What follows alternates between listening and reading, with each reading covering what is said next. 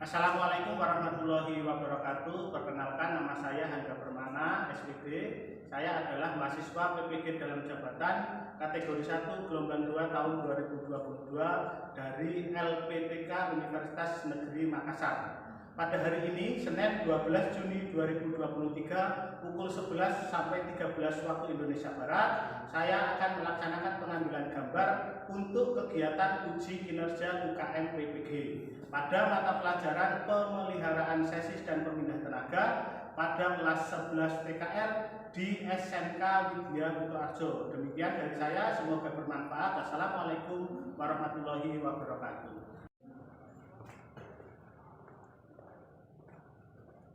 Disiapkan kita berdoa terlebih dahulu. Sudah siap, sudah mulai.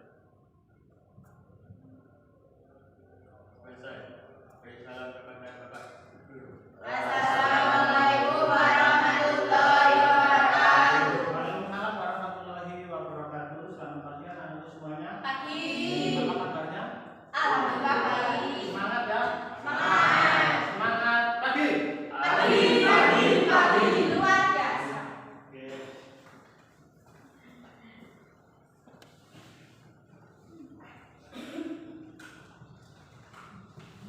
Untuk kegiatan hari ini, nanti kita selama pembelajaran kalian akan saya ajari terkait dengan materi kopling, itu masih ada hubungannya dengan materi yang lalu. Kita presensi terlebih dahulu ya. Dewi Nur Aini,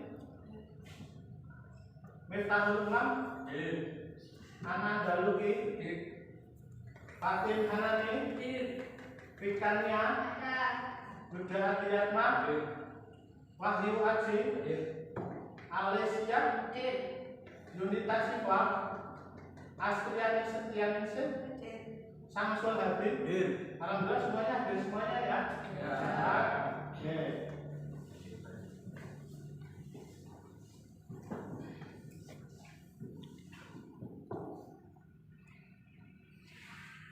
Akan saya jabarkan terkait materi dengan kopling ya. Mungkin kemarin kita sudah mempelajari terkait dengan beberapa komponen yang ada pada kendaraan.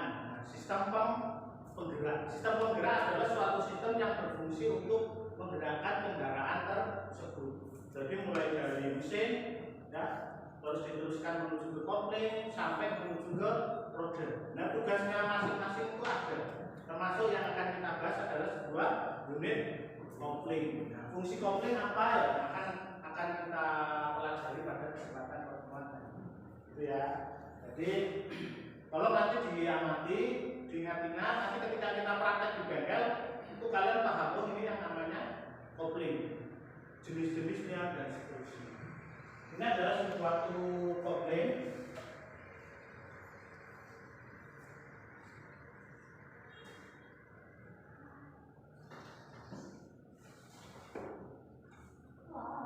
Ini adalah suatu gambaran, yaitu suatu power train. Power train itu adalah suatu sistem di mana sebagai penggerak. Jadi kalau mesin itu adalah yang sebagai sumber tenaga, tetapi kalau hanya sumber tenaganya saja tidak bisa berjalan, tetapi membutuhkan suatu sumber penerus tenaga. Nah, itulah yang disebut sebagai power train. Ada satu kopling, yang kedua ada transmisi dan seterusnya.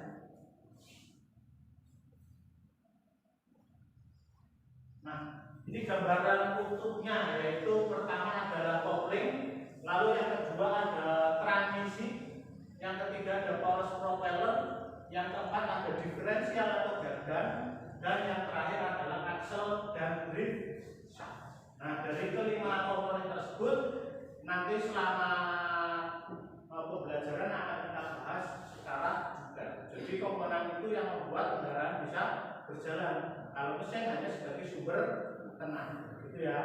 Lalu letak-letaknya kita lihat, yang paling depan itu adalah engine. Di sana ada engine, lalu ke belakang ada plat. Plat itu adalah kopling. Jadi bahasa Indonesianya adalah kopling, tetapi di bahasa asingnya adalah plat. Jadi kita harus tahu bahasa-bahasa yang ada di materi materi kita. Jadi kalau bahasa Indonesia, bahasa asing itu kita harus paham. Semakin ke belakang ada transmission. Transmission itu adalah transmisi. Transmisi itu yang kita gunakan untuk perpindahan gigi. Kita mau mulai berjalan masukkan gigi 1. Kita mau nanjak lewat gigi 2 dan 1 sampai nanti ke gigi 4. Itu ya. Sampai kalau sudah sampai netral itu yang disebut sebagai sistem transmisi. Semakin ke belakang ada poros propeller, lalu sampai ke rear wheel. Rear itu adalah roda, rear itu adalah belakang, wheel itu adalah roda. Jadi rear adalah roda belakang. Ya, lanjut.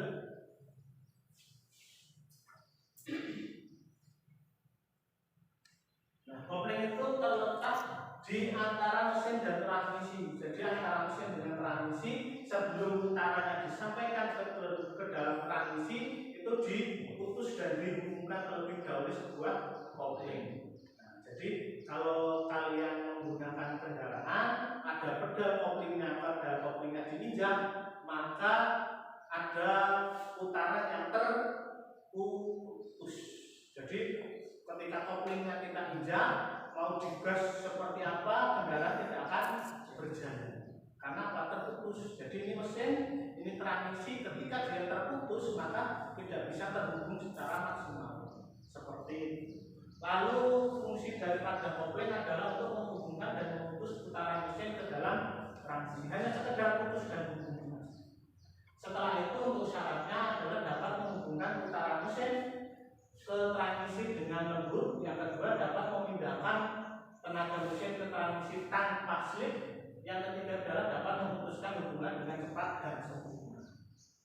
Yang dimaksud poin pertama adalah transmisi dengan lembut adalah jadi ketika kita melakukan perpindahan gigi itu tidak terasa hentakannya. Bagian daripada kopling itu harus terhubung. Itu yang dimaksud dengan sempurna. Sedangkan komponen-komponennya yang pertama adalah flywheel. Flywheel itu adalah suatu komponen yang meletak di mesin, dalam mesin ya. Yang kedua adalah plat dumping. Ketiga ada pressure plate. Yang selanjutnya ada diafragma spring dan ada plat cover. Itu jadi satu rangkaian, tetapi ada komponen pendukung sebagai tempat di mana dia mendorong, yaitu ada pressure release bearing dan release fork. Ada dua komponen sebagai komponen pendukung, yaitu release bearing dan release fork. Itu komponen-komponen yang ada di dalam kopling.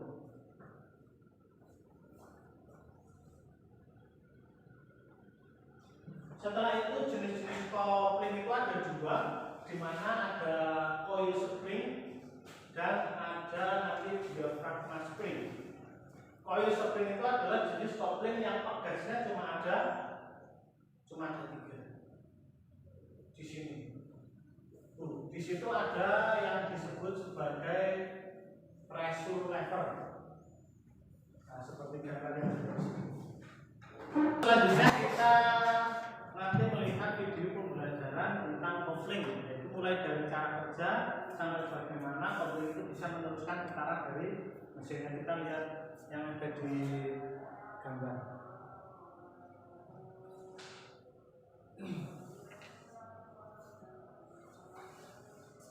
Ini adalah bagaimana kopling itu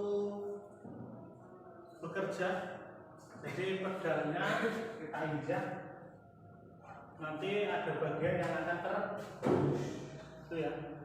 Nah, ada bagian yang berfungsi sebagai media penerus.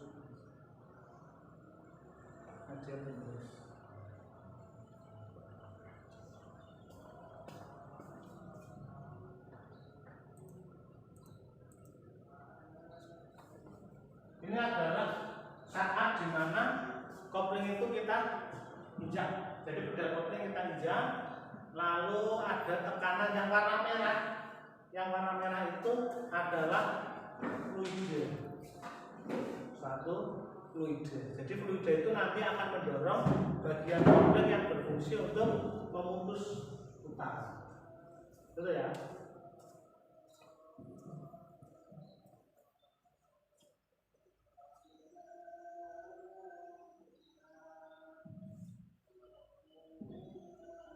Oke, selesai. Tadi sudah kita dapati bahwa kopling itu berfungsi untuk memutus dan menghubung. Setelah itu ada komponen-komponennya. Setelah itu kita tahu cara kerja kopling, mulai dari mesin hidup sampai berputar, sampai dia meneruskan sampai ke roda. Itu cara kerja kopling seperti itu. Silakan. Nanti kita setelah ini kita membuat kelompok. Nanti masing-masing kelompok kita diskusi tentang cara kerja kopling sampai komponen-komponennya sampai nanti perbaikannya, gitu ya. Oke, langsung kita menuju ke kelompoknya masing-masing. Ini pembelajarannya adalah kita belajar kelompok. Nanti masing-masing kelompok mencari permasalahan yang ada di dalam kopling. Jadi tolong nanti kalian bisa mencari lewat media buku atau lewat HP. Nanti kalian mencari apa sih gejala kerusakan yang ada pada kopling, gitu ya. Akan saya bagikan buku dan lembar kerja nanti bisa diisi untuk masing-masing kelompok dan nanti bisa dipresentasikan di masing-masing kelompok. Jadi biar nanti saling antar kelompok itu saling memahami gejala kerusakan yang ada.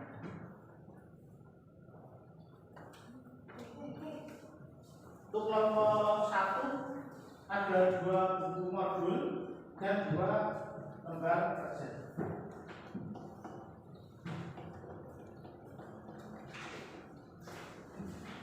Untuk kelompok yang kedua, ini ada dua modul nanti bisa dipakai untuk mencari informasi terkait dengan kopling.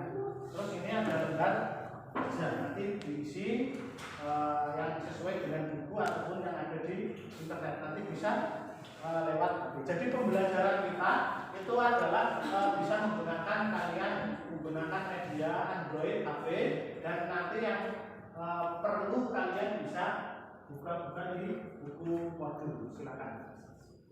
Mulai untuk diskusi mencari materi yang ada di buku modul.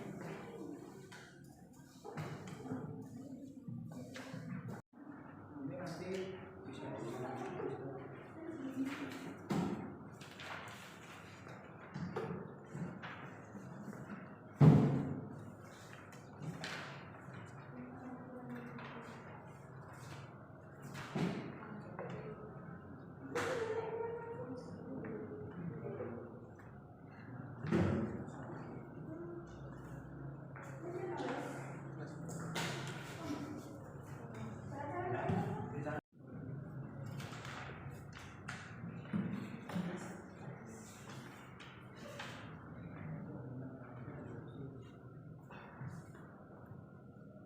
ini nanti kalian berdiskusi terkait dengan materi yang ada di sini. Jadi di sini sudah ada problem solving.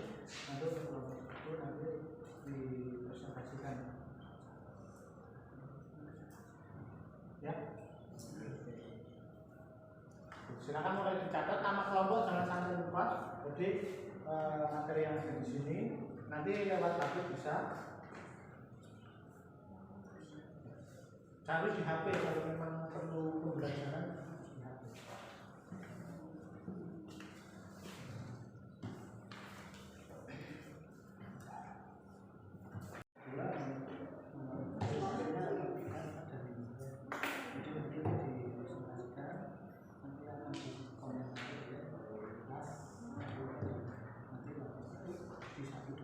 Jadi nanti materinya bisa kalian mencari di buku dan internet.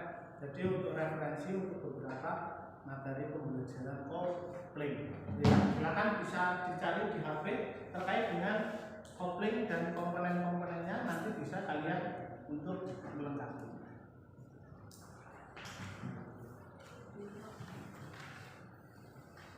Di HP coba dicari tentang problem sorting kopling. Jadi untuk pengisiannya itu nanti ini itu nanti didiagnosis ya. Kapan kopling slip ya? Kopling slip, setelah itu kopling berbunyi. Kenapa kok bisa berbunyi? Penyebabnya apa? Setelah itu perbaikannya bagaimana? Jadi misalnya kita menggunakan kendaraan, kopling kopling itu berbunyi. Ketika kita injak pedalnya berbunyi. Nah, nanti kita cari penyebabnya apa, nanti perbaikannya apa, nanti di sini dicari. Ya, bisa dicari nanti lembar kerjanya bisa diisi kelompoknya siapa saja. Ada yang bertugas mencari, ada yang bertugas untuk mencatat, ada yang saling melengkapi. Gimana? Itu nanti nama peserta itu nanti diisi masing-masing kelompok. Atau ditulis saja kelompok 2 nanti dalam kurung namanya siapa saja. Lalu pembelajaran. Contoh misal di sini komponen kopling nanti kalian bisa cari di buku apa saja. Oh, ada kelas, ada slip dan seterusnya. Nanti bisa dituliskan di sini. Lalu kesimpulan misalnya komponen kopling ganda misalnya nanti ada kopling dan yang lain. Nanti bisa dicari di buku ataupun dituliskan di sini nama-nama komponen yang kalian dapatkan di buku dan di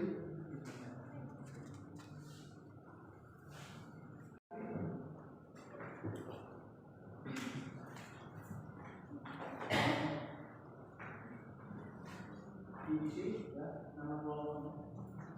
Bisa nanti mencari komponen kopling tunggal. Lalu cari komponen kopling tunggal itu apa saja nanti.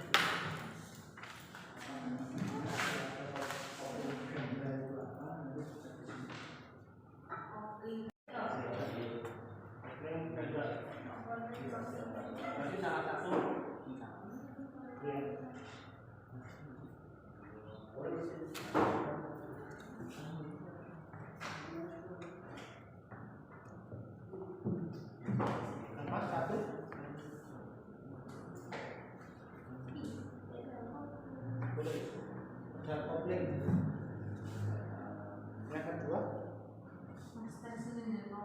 master silinder.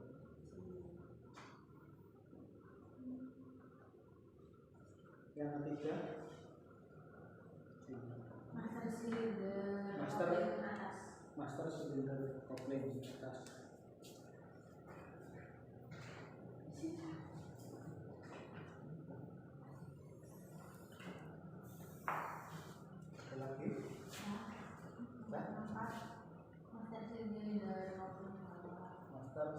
kopling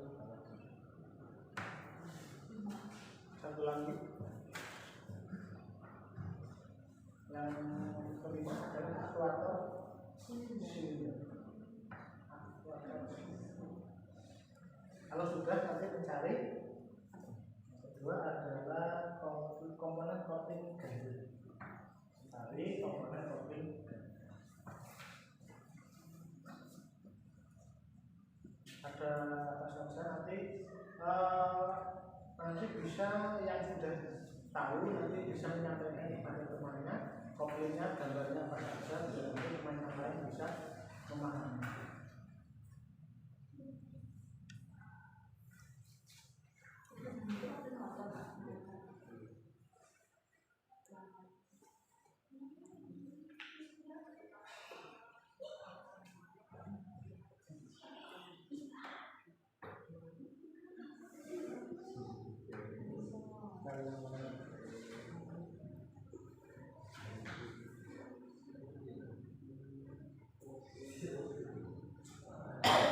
Nanti juga kalian bisa membedakan kopling ganda dan kopling tunggal. Kalau tunggal itu cuma satu, kalau ganda itu lebih. Terus aplikasinya pada kendaraan apa kalian juga harus tahu.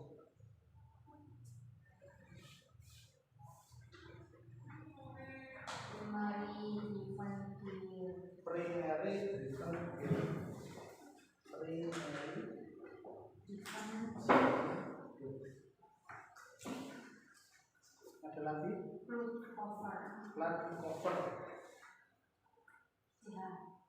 cover. Ada lagi multi plat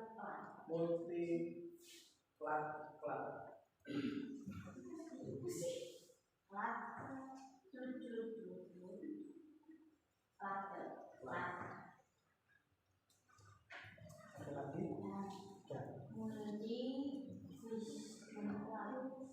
multi friction friksi itu gesekan. Jadi kopling yang bergesek. Friction.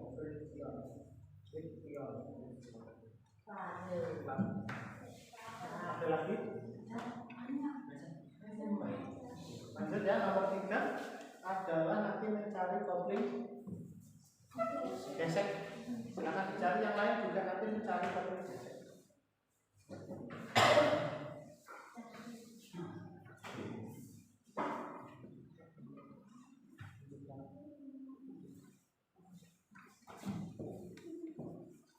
Nah, bisa dicari di sini.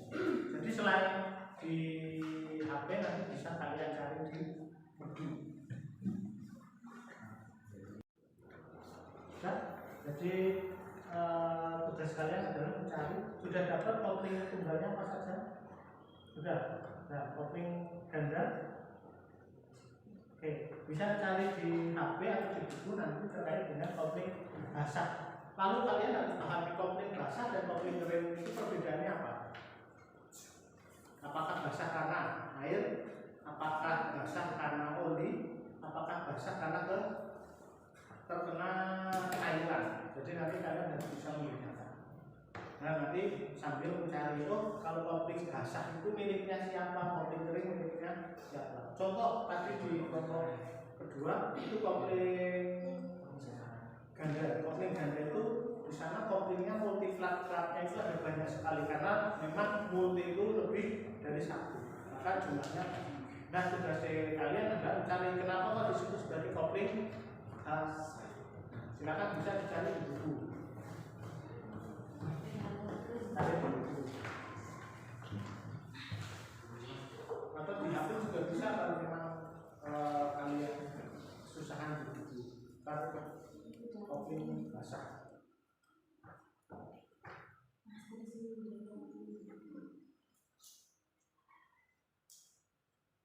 Oke, untuk selanjutnya kita nanti akan mempresentasikan apa yang sudah kalian diskusikan tadi secara kelompok, yaitu tentang trouble shooting yang ada pada kopling. Nanti masing-masing kelompok kalian silakan menyampaikan gejala atau trouble shooting apa yang kalian temui pada kopling. Begitu juga nanti dari kelompok yang lain nanti akan kita saling menanggapi. Jadi kalian dari kelompok 1 menyampaikan trouble shootingnya, nanti akan ditanggapi oleh kelompok yang lain. Jadi nanti kita saling melengkapi. Ternyata trouble shootingnya ada banyak sekali. Gitu ya untuk kelompok 1 dan kelompok 2. Silakan untuk kelompok 1 untuk trouble shooting yang didapati di kopling apa saja bisa nanti disebutkan. Nanti kelompok 2 juga bisa menyampaikan gitu ya. Silakan untuk kelompok 1. Trouble shooting pada kopling. Yang pertama, gangguannya bisa kopling slip.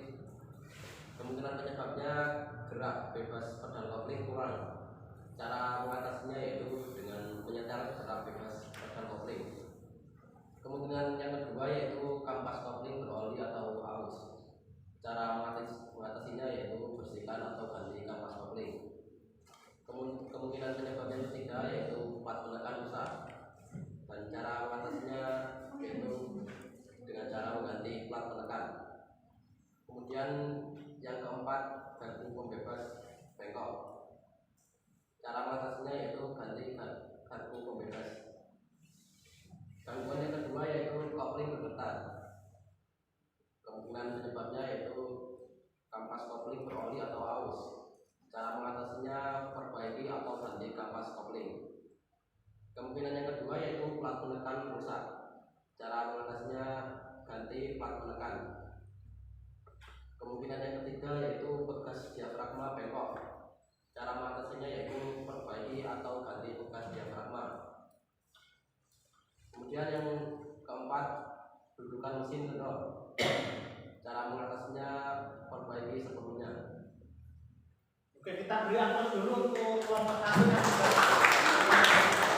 bagus sekali ya, ternyata hasilnya itu mendapati 2 trouble shooting dengan kemungkinan penyebab dan cara mengatasinya. Jadi kalau kita mengendari suatu kendaraan, kemungkinan di situ koplingnya slip, lalu kemungkinan penyebabnya kita sudah tahu. Lalu cara mengatasinya baru kita lakukan perbaikan. Itu ya untuk troubleshooting kopling. Silakan untuk kelompok 2 nanti bisa ditanggapi, ada yang mau ditanyakan? Ada, sudah cukup jelas untuk gejala troubleshooting terkait dengan kopling slip dan kopling bergetar. Kelompok 2 silakan nanti menampilkan troubleshooting yang sudah didapati untuk jenis pembelajaran kopling. Itu ya, silakan untuk kelompok 2.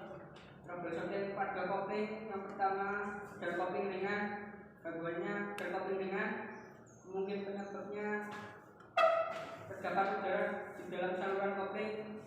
Cara mengatasinya buang udara dalam saluran kopling. Yang kedua, kemungkinan penyebab silinder pembebas kopling rusak. Cara mengatasi perbaiki silinder pembebas. Kemungkinan yang ketiga, master silinder kopling rusak. Cara mengatasinya memperbaiki master silinder. Gangguan kopling kedua, kopling berisik. Kemungkinan penyebabnya ada bagian yang kendor dalam rumah kopling. Cara mengatasinya memperbaiki seperlunya. Bantalan pembebas aus atau motor. Cara mengatasinya ganti bantalan pembebas. Kemungkinan penyebab bantalan pilot kopling aus. Cara mengatasinya ganti bantalan pilot. Oke, kita beri aplaus untuk kelompok 2.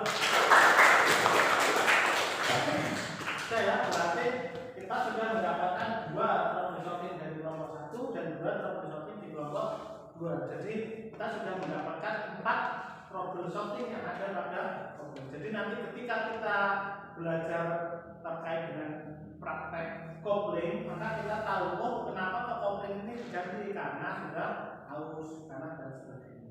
Nah itu ketika kita mengendarai kendaraan dan kita mendapati salah satu dari troubleshooting yang ada, contoh misalnya kopling bergetar. Jadi ketika kita mengendarai kendaraan, pedalnya kita injak, tetapi di situ terjadi getaran. Nah getarannya itu lumayan kencang. Maka kita nanti tugasnya adalah mengidentifikasi kenapa kopling itu bisa bergetar. Kenapa? Oh ternyata kemungkinan penyebab yang pertama adalah kanvas koplingnya terdapat oli atau sudah aus. Maka cara mengatasinya bagaimana? Cara mengatasinya adalah dengan memperbaiki atau ganti kanvas kopling. Yang kedua, kenapa kok bisa bergetar? Kemungkinan penyebabnya adalah plat penekannya sudah rusak. Plat penekan itu adalah pressure plug. Ketika sudah aus, sudah rusak, maka dia tidak mampu menekan secara sempurna. Padahal syarat daripada kopling itu adalah dapat memutus dan menghubung secara cepat dan sempurna. Nah, ketika itu tidak dapat didapati, maka kopling itu mempunyai dampak apa? Bergetar, slip, berbunyi. Itu contoh daripada troubleshooting yang ada pada kopling. Lalu mungkin troubleshooting yang tadi yang terakhir adalah koplingnya berisik. Nah, berisik itu bisa disebabkan karena ada bagian yang kendor dalam rumah kopling. Nah, berisik itu kemungkinan ada suara yang menggelitik. Suara menggelitik itu suara yang kecil tetapi abnormal. Jadi bukan suara yang normal. Jadi abnormal. Kadang suaranya kencang, kadang lirih, nanti kencang lagi. Nah, itu pada saat pedal koplingnya sedang diinjak atau pada saat koplingnya sedang bekerja.